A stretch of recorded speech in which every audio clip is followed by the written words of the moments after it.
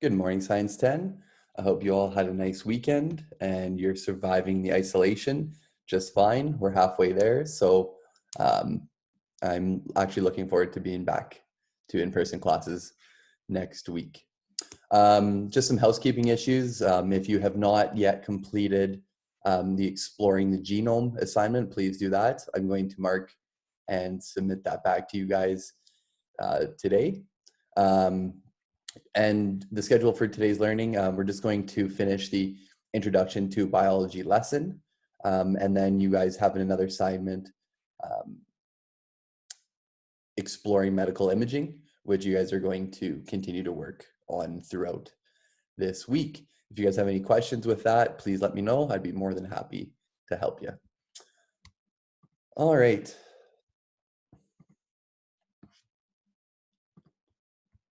So back with our lesson from last week.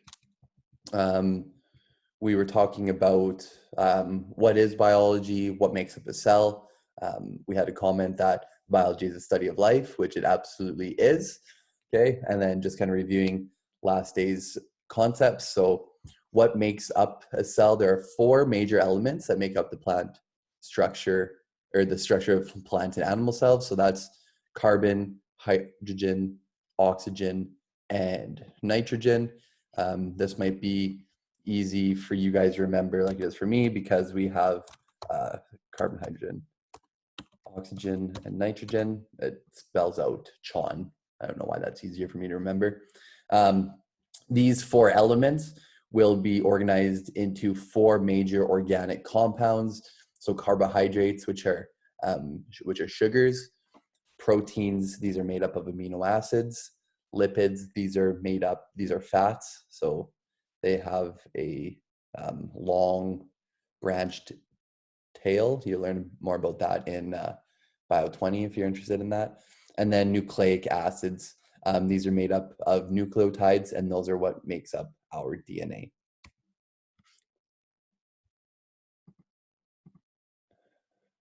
All right. So again, just a refresher from last week, Robert Hooke, he was the first person to coin the term cells, and he observed the properties and what cork looked like underneath a microscope. So he first observed cork on a cellular level. Next, we have Mr. Van Leeuwenhoek.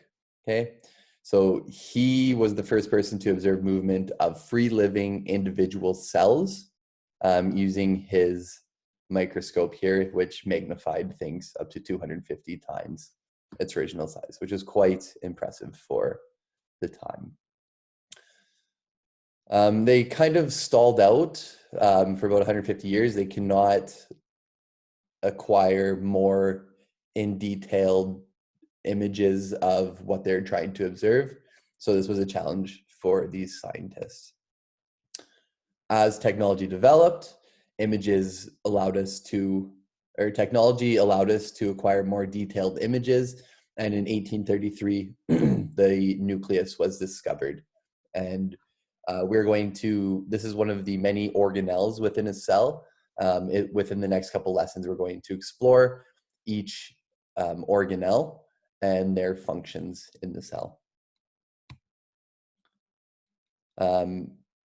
The equipment that we have currently is quite sophisticated, and we are able to observe things on the level of the electrons. Okay, so our development of scientific technology have allowed us to acquire a better understanding of cellular processes using technology. All right, so let's get into it.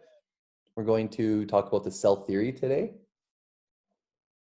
So this was kind of produced in 1859, and they knew that the cell was important in cellular functions, but they didn't really know everything that it did. So within those past 150 years, where they were not able to get like more detailed images of the cell, they kind of talked a lot about what could possibly be going on in there.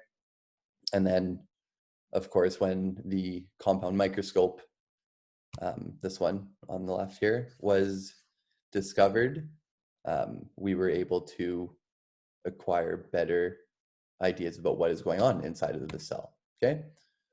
So scientists propose that all cells within all living things, regardless of their size, shape, or number of cells, will have to abide to these properties. So it doesn't matter if it's an elephant, if it doesn't matter if it's just a little worm, okay?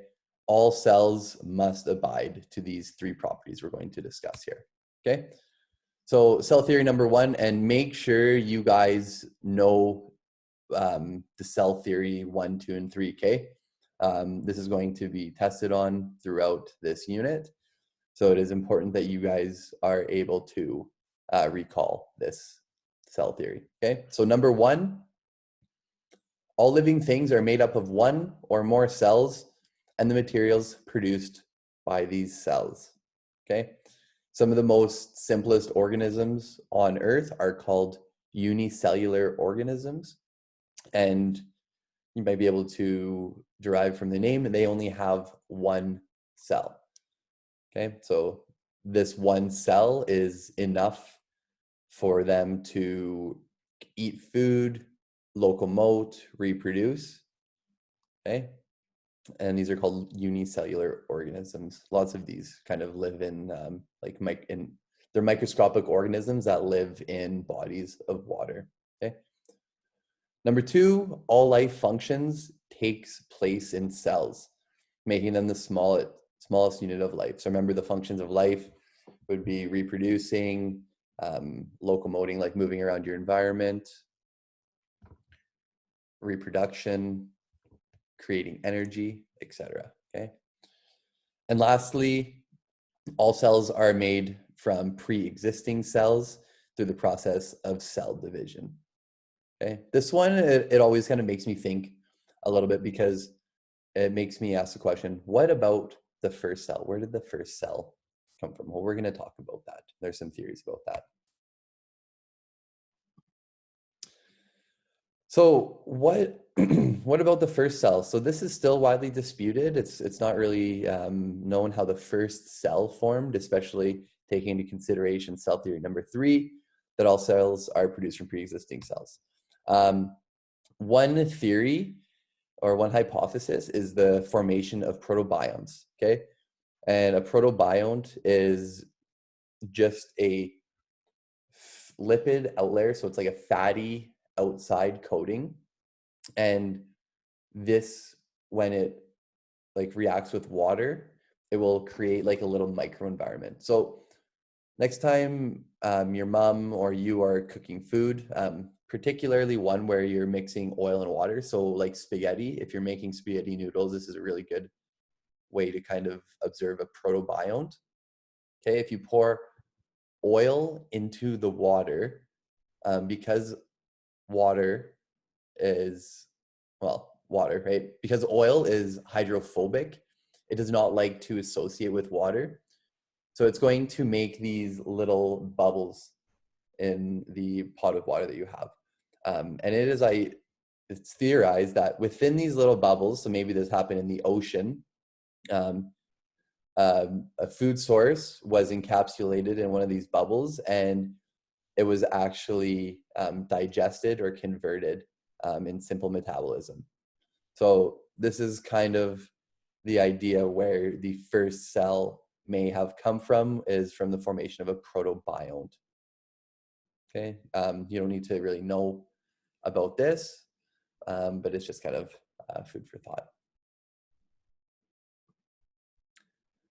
All right, so again, we're going to talk about how these complex molecules were formed. So this next experience we're talking about is the Miller-Urey experiment, and it attempted to simulate atmospheric conditions of the Earth before organisms were formed. So before land plants were out and creating oxygen, okay?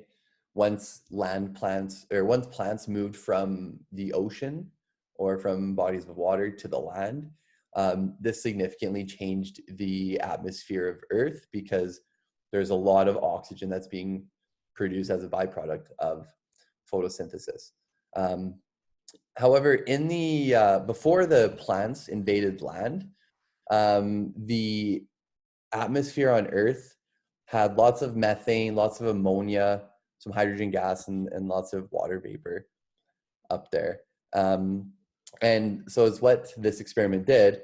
They kind of put the chemicals that were in the atmosphere in this little bulb over here, put water vapor in it, and then they would like spark it, kind of like a spark plug in a vehicle, where it would simulate a lightning strike. Lightning strikes have lots of energies, so energy can change the bonds of things that are in the atmosphere.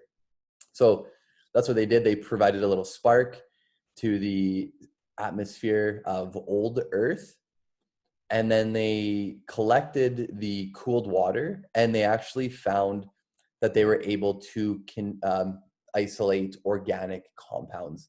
So organic compounds is anything that includes carbon, okay? And we are organic beings, which are kind of based on carbon. So this was a really important experiment that they were actually able to isolate and kind of find that organic compounds could be created from lightning and just from what gases were present in Earth's atmosphere before plants invaded the land. Okay, so this is how a cell has kind of developed over time. So if we start on the left-hand side here, over here we have kind of like the beginning of time. And as we follow the arrow, it's the development of the eukaryotic cell. And we'll talk about that later on this week. So initially, it was a very simple cell where it just kind of had a membrane, so like an outer capsule to protect the cytoplasm, which is the inside of the cell, and the DNA. As this cell evolved, the plasma membrane kind of started to fold in on itself.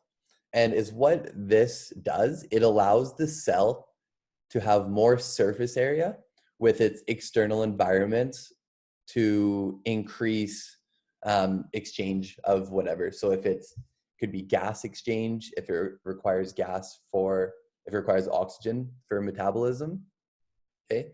It could be nutrient exchange if it needs to acquire food, or it could even be for reproduction purposes, okay? We are going to talk about the ratio of surface area and cell volume throughout this course. And the idea of the cell, it wants to have the most surface area with the external environment as possible with the smallest amount of cellular volume, okay? And we're going to talk about that in a little bit more detail later on. But that is what happened with the cell as it started to evolve over time. Plasma membrane infolded, it increased the surface area for the cell, allowing it to really interact more with its environment, okay?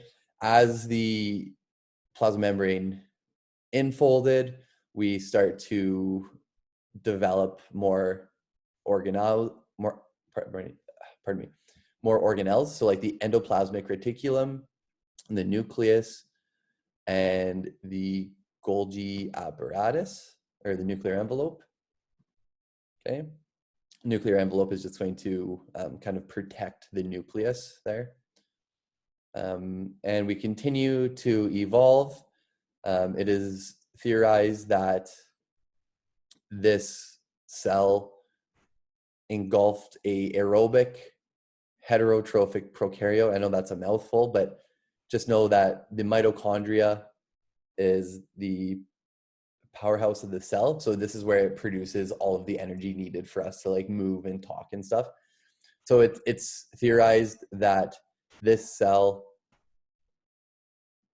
ate a mitochondria, which was an aerobic heterotrophic prokaryote.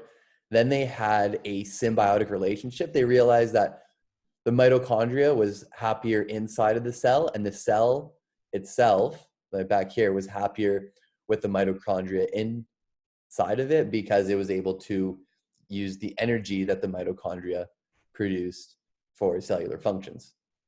Okay, so this is kind of how it's evolved. Now we have a mitochondria, and the cell here is a ancestral heterotrophic eukaryote. And on the top half, after we have that cell who has that symbiotic relationship with the mitochondria, same kind of thing. It engulfed a photosynthetic prokaryote, okay? And now it has mitochondria and chloroplasts, okay? So now it's able to produce photosynthesis and create energy in a non-photosynthetic way, okay? So some types of photosynthetic plankton will have mitochondria and chloroplasts. Okay. So spontaneous generation, this is kind of the question as to where life is coming from. Now, we've talked kind of about how science in ancient times, or not ancient, but like in the 1700s or so, was not necessarily done on observation. It was more done with reason. They would discuss it as opposed to actually doing the experiment.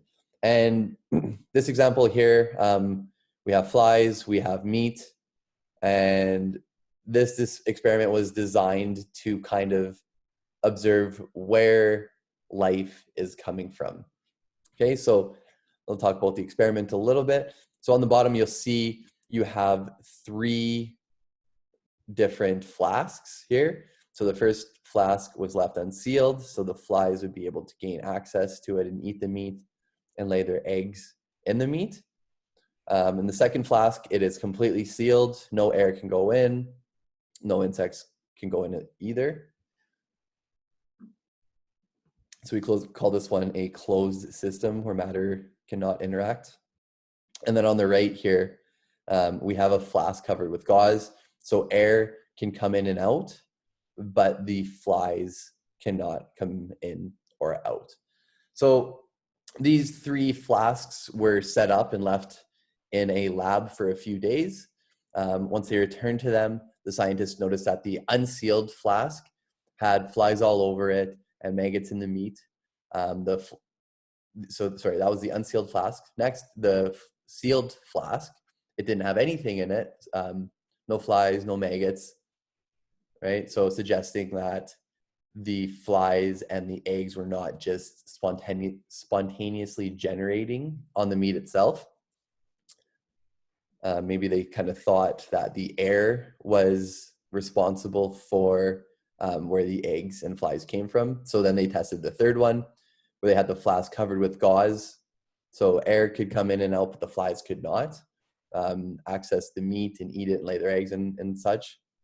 So after they looked at the results of this experiment, they realized that, well, no, the flies are not just coming out of nowhere, because if that was the case, the sealed flask, they would have flies and larvae on the inside, right? So they realized, no, it's not just coming out of anywhere, and no, it's not just coming from the air, because if that was the case, if a flask was covered with gauze, then there should still be flies and eggs on the meat. And they looked at the unsealed flask, and of course they realized there were flies and eggs and larvae on that. So they came to the conclusion, based on this experiment, that no, maggots would not, or life would not be able to generate, life would not be able to come from anywhere. It needs to come from someplace before. So the theory of spontaneous generation was kind of disproven through multiple experiments, but this meat and fly experiment might be one of the easiest ones to talk about, okay? Okay, so another experiment we used to, or the scientists used to disprove the theory of spontaneous generation, and this is one that you guys should know, okay? So he created a swan neck flask, and this allowed air to pass through, but not the dust, which he believed to contain microbes. So we'll start here. It's just kind of like a broth. So like a chicken broth or beef broth. It's just like a soup broth that he has in here. Just something that would be able to provide a nutrition source in case any of the microbes would be able to come in and infiltrate and, you know, contaminate that solution. Okay, so first, Pasteur would sterilize the infusion. So he would boil it just to make sure that everything was killed off to begin with.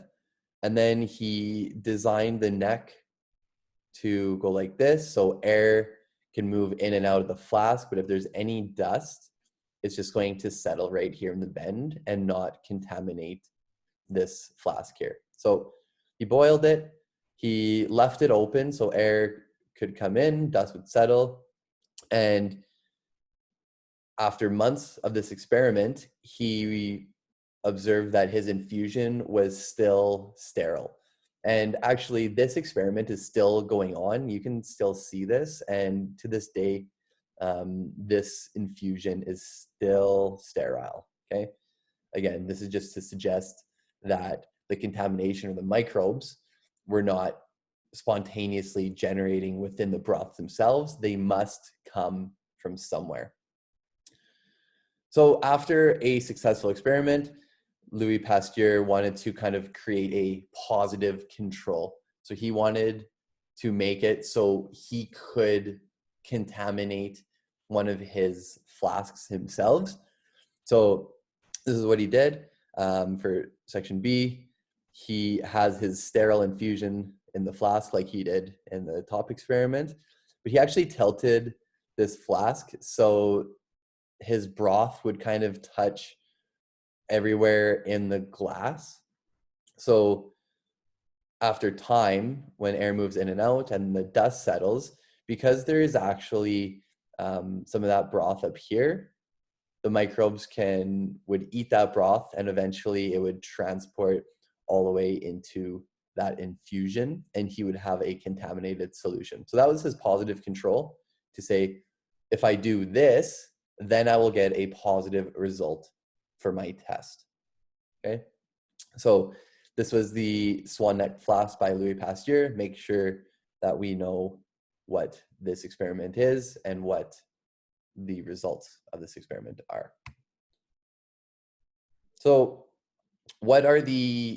take a moment here and I want you to think about what are the controlled variables, what is the manipulated variable, and what is the responding variable.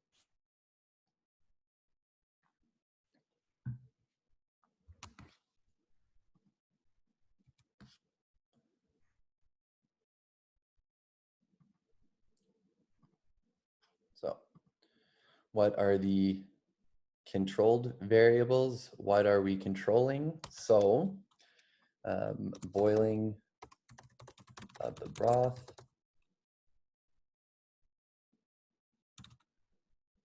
shape of the flask. So controlled variables are going to be things that we are controlling throughout the experiment. So boiling of the broth, shape of the flask, okay? So those are controlled variables. What are we manipulating? I just lost my cursor. There it is. What are we manipulating? So we're manipulating if the broth will manipulate variables if the broth has come in contact with the neck of the flask. And then the responding variable, lastly, is going to be if there is microbial growth in the flask or not.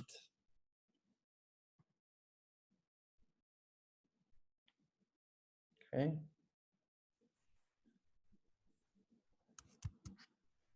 I just lost my cursor again. There we go. Cool. So make sure you know the controlled variable is manipulated and the responding variable for this experiment. Okay, let's talk about some applications to finish off the lesson, and then we will be done for the day. So the pasteurization process, you guys may have heard of this before. This is pretty important for our food preservative industry and the transportation of food, so it does not spoil as quickly. So the pasteurization process, this is used to kill potentially deadly bacteria and viruses associated with animal products, as well as extend the shelf life. So let's look at the one on the left first. This is the pasteurization process of milk. So milk enters from whichever animal it was produced from. It is, sorry, I'm just trying to find the mouse here.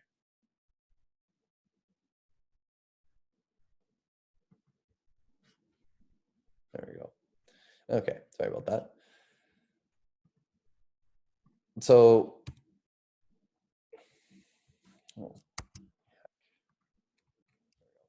okay, so here we are. On the left side of our screen here, we have milk that is going to be entered. There are a bunch of enzymes that are going to be in milk, lots of hormones and potential contaminants. So this milk is going to enter, it's heated to a point where those enzymes and bacteria that are in the milk are denatured, so they're not able to function properly anymore. And same with the bacteria. Some of that bacteria is going to be killed during the heating process. Okay. After that, it is then cooled. So enzyme continues to the cooling treatment, and because they are denatured now, so they're kind of like broken up, they're unable to function and help bacteria grow in that milk. So that is the pasteurization process of milk.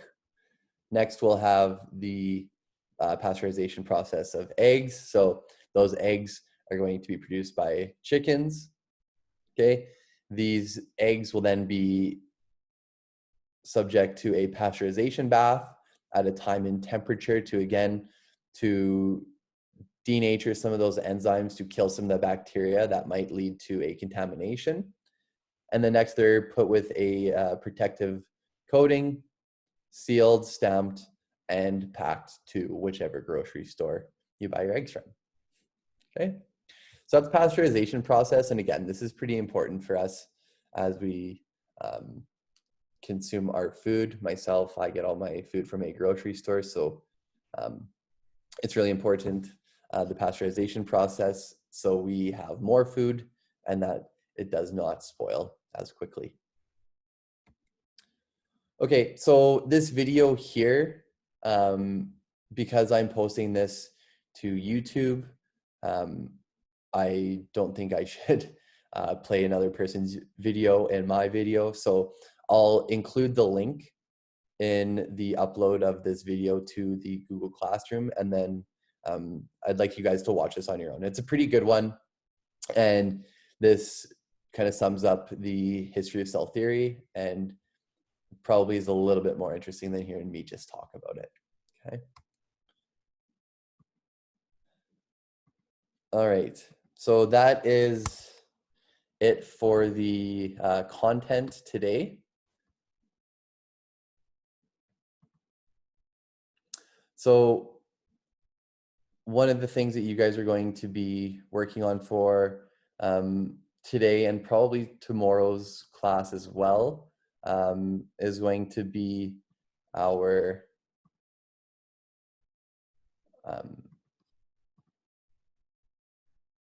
sorry, I'm just trying to find, here we go. So we are going to be working on your exploring the genome project if you have not finished it yet. And the second project we're going to be working on is the observing cells assignment. So you can disregard this due date up here, please. We will have this due on the Monday that I come back, so 1 week from today, so on November the 23rd. And it's what you guys are going to be using. I realize that this link is outdated now, but I posted another one to the Google Classroom, so check that one out. Or you can just Google medical imaging technologies. That would be totally fine too. So you're going to be doing this on your own, but you're going to select a modern imaging technology that is used for medical purposes. So X-rays, MRIs, ultrasounds, to name a few. Okay, create a poster or a PowerPoint. Either is fine with me, or if you prefer to like write a paper on that, that's okay too. Just check with me if you want to do something alternative there. And then you're going to describe the various applications of that technology. Note this is for 3 marks, so you should have, 3 really good points about what you're talking about there. Okay, so for example, X-ray imaging techniques can be used to view blood vessels or the structure of bones or the roots of our teeth, depending on what the doctor is looking for. What are the pros and cons of that technology? So pros of X-rays, we can see if bones are broken or if they're developing irregularly. However, a con associated with X-ray use is that the radiation dose is something that we have to take into consideration. You don't want to be getting X-rays every day. Okay, so if you have any questions about that, please send me an email. Other than that, I don't have any additional assignments for you today. So if you could just continue working at the medical imaging assignment, and that is going to be due on November the 27th. Okay. Yeah. So for the remainder of the week, so Tuesday, Wednesday, and Thursday, if anybody would like to come in and sit in and listen to the Zoom meeting while I'm talking, that would be excellent. Again, just send me an email there and we can organize something like that. I'll probably come on around 9 a.m. like we did today. I think that's a good time. We'll get a little bit of extra sleep in and still up and at her, making productive use of the morning, right? So again, if you have any questions about anything or need any help, please send me an email. I'd be more than happy to help you. And other than that, enjoy the rest of your day and best of luck with your assignment.